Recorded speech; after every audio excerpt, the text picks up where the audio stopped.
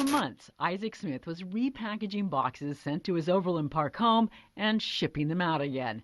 I was getting different items like laptops, vacuums. It was all part of a new job that had promised to pay him $3,300 in the first month for surprisingly easy work. The company, called Stantle, appeared to have a legit website, multiple offices across the country, and a staff of employees who always answered his calls.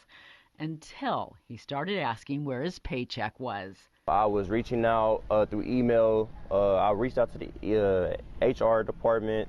He never got paid. Neither did these people. We talked to 15 people, all of whom work for that same company, Stantle. All say they were scammed.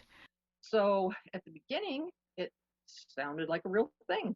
Joanna Udi and everyone else we talked to are victims of something commonly referred to as the repackaging scam, a work-from-home job that promises big money to receive packages, repack them, and remail them, using your name as a sender. At first, it's small dollar items like a shower head, and then bigger ones. It was things like cell phones or laptops. Joanna now knows at least some of the items she was mailing were stolen. She found that out in the weirdest way. Stantle wrote her that it was shipping her 3 cell phones to remail. But here's the gut punch.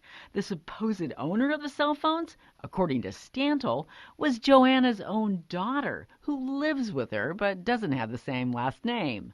Well, her identity got hacked on a Friday afternoon, and by Tuesday morning, I'm opening my task list, and her name is on it with 3 cell phones that we knew for a fact were stolen coming to our address. Joanna already knew the phones were stolen because a company her daughter had hired to monitor suspicious activity on her credit report had just alerted her that a Samsung account had been fraudulently set up in her name. Joanna immediately called Stantle. I sent a very alarmed message to my supervisor saying I want to talk to the security department at the company. She says, "Oh, well, keep in mind we're a third-party intermediary and we can't control what comes in the mail." The supervisor promised to start an investigation, but Joanna never heard another word, and when the phones arrived at her home, she refused to accept them. Fox 4 problem solvers tried to repeatedly contact Stantle, which is supposedly based in Texas. Its website is no longer active.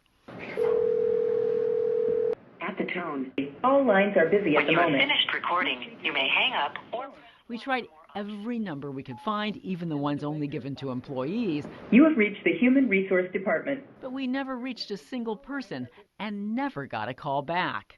Then we started looking into the addresses where Stantle was shipping products. One was a small shipping operation in Sacramento. We tried to reach someone there, but no one ever picked up the phone. Another address we saw repeatedly was in Downers Grove, Illinois. The address tracked to yet another small, supposedly international shipping company called ShipUx, located in what appears to be an industrial park.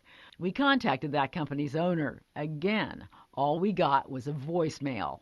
Trying to reach someone at ShipUx regarding complaints we've received that products that they're shipping there may have been stolen, and we were just hoping to talk to you about it. That was weeks ago. We never heard back.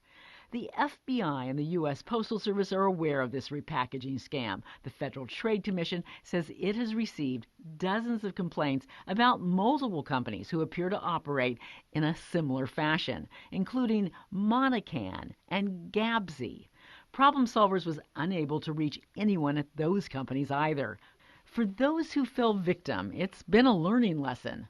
They definitely caught me at a very vulnerable time, but I just wish I would have did more research. If you've been a victim of one of these companies, I encourage you to file a complaint with the Federal Trade Commission and with IC3.gov. That's the FBI's Internet Crime Complaint Center. Just FYI, one former Stantle employee was told by police to file an identity theft report since she had given Stantle so much of her personal information. Linda Wager, Fox 4 Problem Solvers.